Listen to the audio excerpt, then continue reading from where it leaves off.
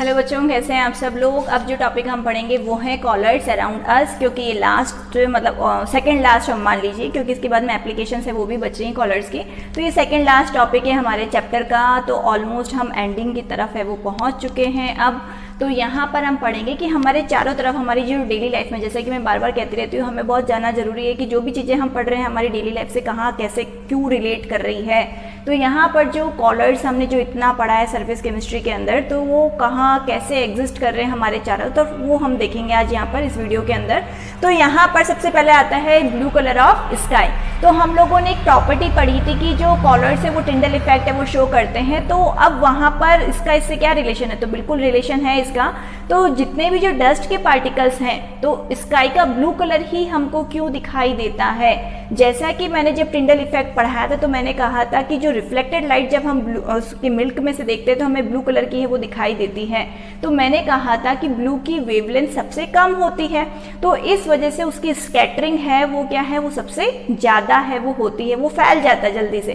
तो यहाँ पर जो डस्ट के पार्टिकल्स है वो भी क्या करते हैं, जो ब्लू लाइट है उसको बहुत जल्दी स्कैटर है वो कर देते हैं। तो इसी वजह से वहाँ पर जो स्काई का कलर है वो कैसा दिखाई देगा, हमको ब्लू है वो दिखाई देगा।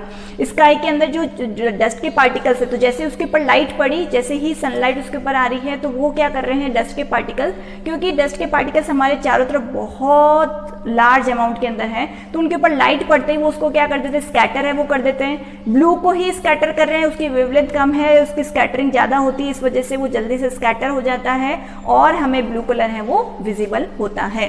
फिर नेक्स्ट आता है फॉग, मिस्ट और रेन।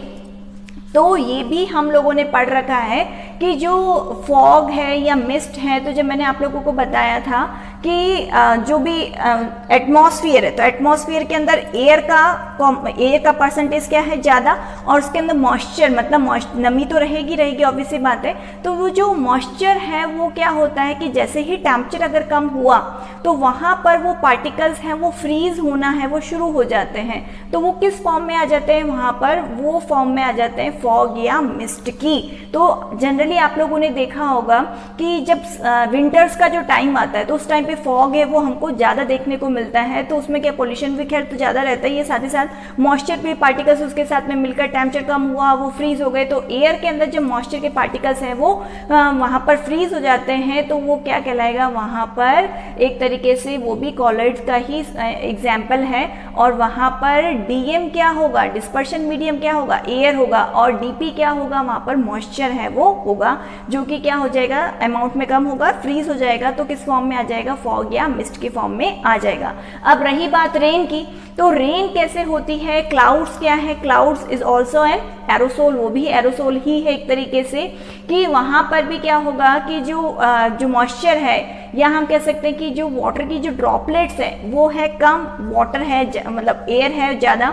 तो वो जो पार्टिकल्स जो वाटर के हैं वो जब कंडेंस्ड फॉर्म में रहते हैं, मतलब अपर एटमॉस्फेयर के अंदर जब वो कंडेंस्ड फॉर्म में रहते हैं, तो वो क्लाउड्स ही एक तरीके के।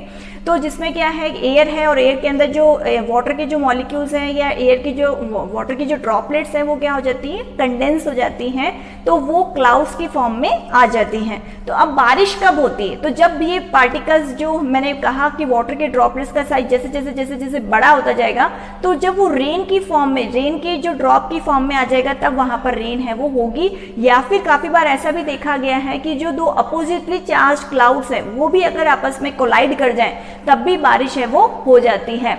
और एक और जो चीज़ आप लोगों ने देखी होगी मूवीज़ वगैरह के अंदर, जब भी हीरो हीरोइन मिले और वहाँ पर बारिश का सीन आ जाता है, तो ऐसा मतलब कैसे पॉसिबल है वो, मतलब जब काफ़ी बार ऐसा भी होता है कि वहाँ पर जैसे मूवीज़ वगैरह के अंदर तो चलो वो मतलब शावर वगैरह से इस तरीके से उन्होंने सीन है वो क्रिएट है वो कर दिया, पर हम चाहें तो आर्टिफिशियल रेन है वो भी करवा सकते हैं। कैसे, जो भी अगर पॉजिटिवली चार्ज क्लाउड्स है उनके ऊपर हम नेगेटिवली जो चार्ज क्ले पार्टिकल्स या सॉइल के पार्टिकल्स का अगर हम वहाँ पर स्प्रे करें, तो वहाँ पर क्या होगा, कोगुलेशन के थ्रू जो वाटर के ड्रॉपलेट्स हैं वो कहाँ आएंगी, नीचे की तरफ आएंगी रेन की फॉर्म में। तो आर्टिफिशियल रेन यहाँ पर हम करवा सकते हैं। और जो क्ले के पार्टिकल्स का, जो सैंड के पार्टिकल्स का जो स्प्रे है वो हम एरोप्लेन के थ्रू क्लाउड्स के ऊपर करवाएंगे, तब जाकर प्रेसिपिटेशन के थ्रू रेन के पार्टिकल्स कहाँ आएंगे, नीचे की तरफ आएंगे। तो आर्टिफिशियल रेन इसका हम एप्लीकेशन भी मान सकते हैं कॉलर्स का। फिर आता है फूड आर्टिकल्स। अब फूड आर्टिकल्स के अंदर बहुत सारी चीज़ें जो हम कॉलर्स हैं जो हम कंज्यूम है वो कर रहे हैं, जैसे मिल्क हो गया, बटर हो गया, चीज़ हो गया, पनीर हो गया, ये सारी जो जेली हो गई, ये सारी चीज़ें किस फॉर्म के अंदर है, वहाँ पर फूड आर्टिकल्स की फॉर्म के अंदर ही है, जो हम डेली अपनी लाइफ के अंदर है कंज्यूम है वो कर रहे हैं। उसके बाद में आता है ब्लड। जैसा कि मैंने कल वीडियो में भी बताया था कि ब्लड है वो कॉलॉइडल नेचर का होता है, कॉलॉइड फॉर्म में होता है, हेट्रोजीनियस होता है। तो ब्लड कल मैंने एग्जांपल जैसे दिया था कि अगर ब्लड है, अगर वो फ्लो हो रहा है, कहीं पे बॉडी के ऊपर कट लग गया, फ्लो होने लग गया, हम नहीं चाहते कि वो लॉन्ग टाइम तक वहाँ पर फ्लो हो, तो हम उसे कोगुलेट भी करवा सकते हैं, प्रेसिपिटेट भी करवा सकते हैं। हमने जैसे उसके ऊपर FeCl3 लगा दिया या FeCl3 लगा दिया, तो वहाँ पर वो क्या हो जाएगा, उसी समय जाकर वहीं पर कोगुलेट हो जाएगा, प्रेसिपिटेट हो जाएगा, फ्लो होना है वो बंद हो जाएगा। उसके बाद में आता है सॉइल। सॉइल इज ऑल्सो एक कॉलॉइड। कैसे है कॉलॉइड, क्योंकि ये भी हेट्रोजीनियस नेचर में होगी और इसमें काफ़ी सारी चीज़ें हैं वो मिक्स रहती हैं। जैसे उसके अंदर मॉइस्चर भी होता है, मॉइस्चर के अलावा ह्यूमस, मतलब जो नरिशिंग जो हम पार्ट उसका मान सकते हैं, जो उसको फर्टाइल है वो बनाता है। तो जनरली हम कह सकते हैं जो फर्टाइल जो सॉइल्स होती हैं वो कॉलॉइड का ही पार्ट है, जिसमें मॉइस्चर भी प्रेजेंट होगा, साथ ही साथ ह्यूमस मतलब जो उसको नरिशमेंट है वो देता है। वो जो सारी चीज़ें मिलकर सॉइल को क्या बनाती हैं, कॉलॉइड है वो बनाती हैं। फिर लास्ट आता है formation of delta, which is again important. Artificial जो रेन है वो इम्पॉर्टेंट था, और साथ ही साथ जो फॉर्मेशन ऑफ डेल्टा है वो भी इम्पॉर्टेंट है। अब फॉर्मेशन ऑफ डेल्टा कैसे होगा, तो डेल्टा कब बनता है, अगर बहुत लेमैन लैंग्वेज में अगर हम समझें तो क्या होगा कि जब नदी किस में जाकर मिलती है, समुद्र में जाकर मिलती है, मतलब रिवर है वो ओशन में जाकर मिलती है, तो उस पर्टिकुलर पॉइंट पे जहाँ दोनों मिक्स हो रहे हैं, दोनों आपस में मर्ज हो रहे हैं, उस पॉइंट के ऊपर जाकर डेल्टा है वो बनता है। क्यों बनता है, तो वहाँ पर नदी में क्या होता है कि नदी का जो पानी होता है उसमें क्ले के पार्टिकल्स हैं वो होते हैं। अब क्ले के पार्टिकल्स क्या होते हैं, नेगेटिवली चार्ज, जैसे कि मैं बहुत बार बता चुकी हूँ, क्ले के पार्टिकल्स है वो नेगेटिवली चार्ज है वो होते हैं। तो ये जो नेगेटिवली चार्ज पार्टिकल हैं कॉलॉइड्स के, जैसे ही ओशन में क्या है, खूब सारे इलेक्ट्रोलाइट्स होते हैं, NaCl भी होगा, MgCl2 भी होगा, तो जैसे ही उसके कांटेक्ट में आएंगे तो माइनस को कौन मिल जाएगा, प्लस मिल जाएगा, तो वो उसको वहीं पर न्यूट्रलाइज कर देगा, और वहाँ पर जैसे ही न्यूट्रलाइज हुआ वो वहाँ पर सेटल डाउन हो जाएगा। फिर धीरे धीरे एक के ऊपर एक लेयर है वो बनती चली जाएगी, और वहाँ पर फॉर्मेशन किसका हो जाएगा, डेल्टा का फॉर्मेशन है वो हो जाएगा। तो अगर आपको पूछा जाए कि भाई डेल्टा क्यों बनता है, तो वहाँ पर आप सिंपली बता सकते हो कि जो कॉलॉइड्स हैं, जो क्ले के पार्टिकल जो कॉलॉइड्स हैं वो न्यूट्रलाइज हो जाते हैं through electrolytes of sea water present of sea water, तो उनकी वजह से न्यूट्रलाइजेशन हो जाएगा और फिर वो सेटल डाउन हो जाएंगे, जिसकी वजह से डेल्टा फॉर्मेशन होगा। तो ये थे कुछ कॉलॉइड्स जो हमारे चारों तरफ है वो प्रेजेंट है वो रहते हैं। और इसके बाद में अब हम ले लेते हैं एप्लीकेशन ऑफ कॉलॉइड्स। ये सब अब आ जाते हैं लास्ट टॉपिक जो है यहाँ पर कॉलर्स की एप्लीकेशन की, भाई क्या क्या एप्लीकेशन है वो हो सकती है, किस तरीके से हम इसको अपनी डेली लाइफ के अंदर यूज़ है वो कहाँ कर रहे हैं, क्या इससे हमें बेनिफिट्स है वो मिल रहे हैं। तो इसमें सबसे पहला है यहाँ पर इलेक्ट्रिकल प्रेसिपिटेशन ऑफ स्मोक। अब हमें पता है, क्योंकि अब हम पढ़ चुके हैं कि स्मोक है वो भी क्या है, कॉलॉइडल नेचर में होता है। तो यहाँ पर क्या है कि अगर जो स्मोक के पार्टिकल्स हैं, तो अगर उनके ऊपर जो चार्ज है उसके अपोजिट वहाँ पर हमने इलेक्ट्रोड्स अगर वहाँ पर अप्लाई कर दिए, तो वो क्या करेंगे, उसके स्मोक के जो चार्ज है उसको न्यूट्रलाइज कर देंगे, और वहाँ पर स्मोक का जैसे ही चार्ज न्यूट्रलाइज हुआ वो सेटल डाउन हो जाएगा, और वहाँ पर जो बाहर जो गैसेस निकलेंगी वो स्मोक फ्री निकलेंगी, उसमें से कोई धुआं है, डर्ट डस्ट के पार्टिकल्स है वो बाहर है वो नहीं जाएंगे और पॉल्यूशन है वो क्रिएट नहीं करेंगे। स्क्रीन पर आपको कॉर्टल प्रेसिपिटेट का जो नज़र आ रहा होगा डायग्राम, तो उससे आप समझ सकते हो कि वहाँ पर जो नीचे की तरफ जो सेटल डाउन हो रहा है वो सारा जो पार्टिकल्स हैं, जो कार्बन के पार्टिकल्स हैं, वो सारे नीचे जाकर सेटल डाउन हो जाएंगे, और बाकी पॉल्यूशन फ्री एयर है वो वहाँ से बाहर है वो निकलेगी, ताकि पॉल्यूशन है वो लेस से लेस है वो क्रिएट होगा। उसके बाद में नेक्स्ट आता है यहाँ पर purification of drinking water. Purification of drinking water, जैसा कि मैंने कल भी बताया था कि पहले घरों में आरओ नहीं होते थे, तो वो क्या करते थे, प्यूरिफाई करने के लिए वो एलम मिलाते थे, मतलब फिटकरी मिलाते थे। तो वो एलम क्या करती थी, वहाँ पर जो डर्ट डस्ट के पार्टिकल जो वहाँ पर नेगेटिवली चार्ज होते हैं वो एलम मिलाते ही न्यूट्रलाइज हो जाएंगे और वहाँ पर सेटल डाउन हो जाएंगे, जिसकी वजह से ऊपर वाला जो पानी है वो एकदम नीट एंड क्लीन होगा, जिसको हम निथार कर अलग कर लेंगे। फिर आता है मेडिसिन्स। मेडिसिन्स में भी बहुत बड़ा यूज़ है कॉलर्ड्स का। कॉलर्ड्स के अंदर जो सरफेस पार्टिकल, जो सरफेस एरिया है वो ज़्यादा होता है। जितना ज़्यादा सरफेस एरिया होगा उतना जो रिएक्शन है वो भी क्या होगा, फास्टर होगा। तो हमारी टेंडेंसी ये रहती है कि भाई जो भी मेडिसिन हम ले रहे हैं तो उनको कॉलॉइडल फॉर्म में लिया जाए ताकि रिएक्शन हमारी बॉडी में जाते ही क्या हो, फास्ट हो।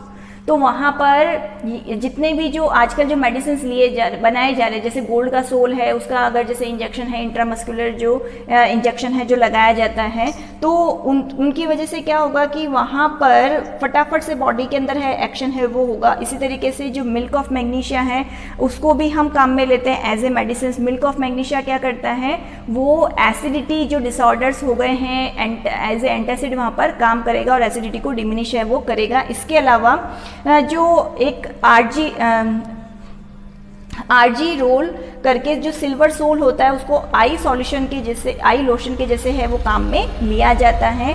इसके अलावा एक कॉलॉइडल एंटीमनी है जिसको हम काला जार करके जो डिजीज़ है उसको क्योर करने में काम में है वो लेते हैं। तो यहाँ पर इन सब के पीछे कॉलर्स को ही यूज़ करने का पर्पज़ क्या है, ये मैंने आप लोगों को बताया कि उनका सरफेस एरिया ज़्यादा होता है, इस वजह से रिएक्शन है वो क्या होगा, फास्ट है वो होगा, रिलीफ हमको फटाफट मिलेगा, इस वजह से वहाँ पर हम इसको यूज़ है वो करेंगे। तो इसमें से जो मैंने नाम वहाँ पर लिए हैं, जैसे गोल्ड का सोल है वो कॉलॉइडल गोल्ड है वो काम में लिया जा रहा है, मिल्क ऑफ मैग्नीशिया या आरजी रोल करके जो सिल्वर का सोल है वो काम में लिया जा रहा है। तो ये क्वेश्चन एग्जाम में आ सकते हैं कि जैसे आरजी रोल है वो क्या होता है, तो वो सिल्वर का सोल होता है, ये आपसे पूछा जा सकता है। उसके बाद में नेक्स्ट आता है tanning, which is most important. Tanning है वो बहुत इम्पॉर्टेंट है।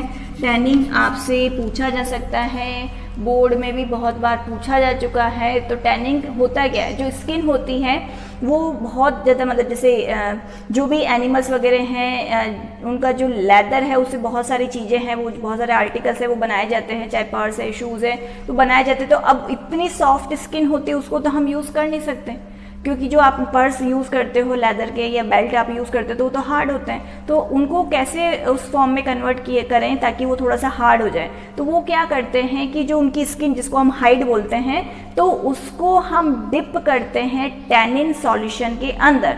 तो टैनिन जो होता है, जो कॉलॉइडल सॉल्यूशन होता है वो होता है नेगेटिवली चार्ज, और जो हाइड जो स्किन होती है वो होती है पॉजिटिवली चार्ज कॉलॉइड, उसको हम मानते हैं। तो पॉजिटिव और नेगेटिव आपस में मिले तो वहाँ पर म्यूचुअल कोगुलेशन होगा, जिसकी वजह से वो एक दूसरे के चार्ज को न्यूट्रलाइज कर देंगे, और एक दूसरे के चार्ज को न्यूट्रलाइज करने की वजह से वहाँ पर जो टैनिन के पार्टिकल्स जो उसमें हाइड के अंदर जाकर डिपॉजिट हो जाएंगे, प्रेसिपिटेटेड हो जाएंगे, तो वहाँ पर वो स्किन है वो क्या हो जाएगी, वहाँ पर हार्ड है वो हो जाएगी, उसी को हम बोलते हैं टैनिंग। ठीक है। अब उसके बाद में नेक्स्ट आ जाता है यहाँ पर cleansing action of soap and detergent. तो जो माइसेल फॉर्मेशन है इसके ऊपर एक अलग से पूरा वीडियो है वो बना रखा है मैंने। तो जो माइसेल्स होते हैं उन्हीं की वजह से यहाँ पर क्लिनजिंग एक्शन है वो देखने को मिलता है सोप्स एंड डिटर्जेंट्स का। तो किस तरीके से वर्क करते हैं, एक पर्टिकुलर कंसंट्रेशन के ऊपर जाकर वो एसोसिएटेड जो वहाँ पर कॉलॉइड्स की फॉर्म में आ जाते हैं, और फिर वहाँ पर अपना क्लिनजिंग एक्शन है वो शो करते हैं, हाइड्रोफोबिक एंड हाइड्रोफिलिक एंड। तो उसके लिए तो आपको पूरा वीडियो है वो देखना पड़ेगा, बहुत लंबा टॉपिक है।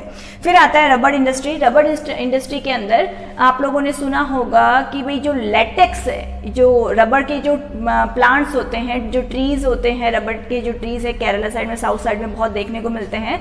तो उसमें जैसे ही हम कट लगाते हैं तो वहाँ पर व्हाइट कलर का एक सब्सटेंस है निकलता है जिसको हम बोलते हैं लेटेक्स। अब वो लेटेक्स है वो कॉलॉइड ही होता है।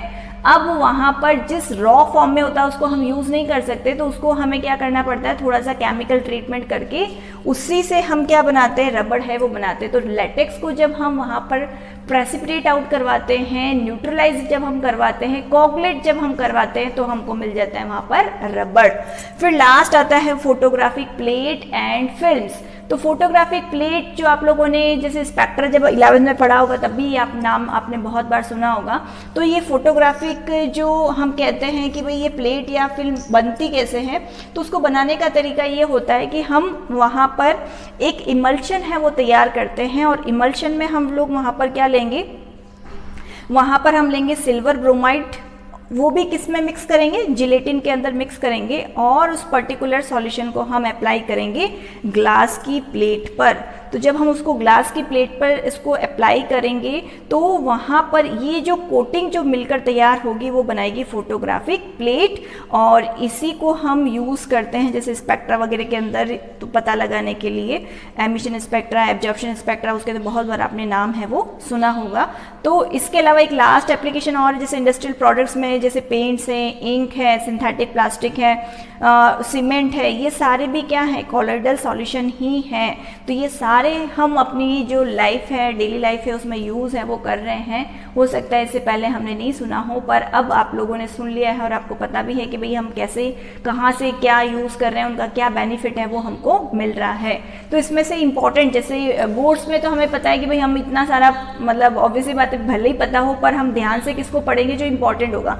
तो इसमें इंपॉर्टेंट क्या चीज़ आ सकती है, यहाँ पर जो टैनिंग है, cleansing action of soap and detergents है, एसोसिएटेड माइसेल के हिसाब से भी, एसोसिएटेड कॉलर्स के हिसाब से भी इम्पॉर्टेंट है, माइसेल फॉर्मेशन के हिसाब से भी इम्पॉर्टेंट है। तो ये तो आपको बिल्कुल मतलब बहुत अच्छे से इसको समझना है, ये बहुत इम्पॉर्टेंट टॉपिक है। और यहाँ पर एक दो बार मतलब पूछा गया है क्वार्टरल प्रेसिपिटेटर के नाम से, तो क्वार्टरल प्रेसिपिटेटर ही यहाँ पर इलेक्ट्रिकल प्रेसिपिटेशन ऑफ स्मोक में है वो काम आता है।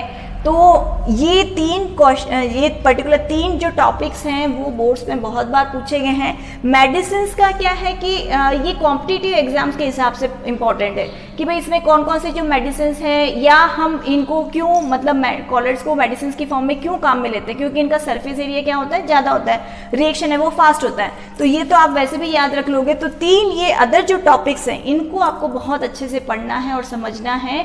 तो यहाँ पर ये जो तीन टॉपिक्स के साथ ही, जो इम्पोर्टेंट टॉपिक्स के साथ ही यहाँ पर ये हमारा चैप्टर है वो पूरा कंप्लीट होता है। और इसकी जो प्लेलिस्ट है पूरी सरफेस केमिस्ट्री की वो मैं डिस्क्रिप्शन बॉक्स में डाल दूंगी, तो आपको पता चल जाएगा, वहाँ पर डिस्क्रिप्शन में मिल जाएंगे इनके लिंक्स, जो पूरी प्लेलिस्ट है। तो उस पर आप जाकर जो भी टॉपिक है वो रह गया हो उस पर जाकर आप पूरा वीडियो, सारे जो वीडियोज़ है एक ही जगह आपको मिल जाएंगे, और ज़्यादा से ज़्यादा बच्चों को बेनिफिट मिले इसलिए आप आगे से आगे इसको शेयर भी कीजिए। Thank you.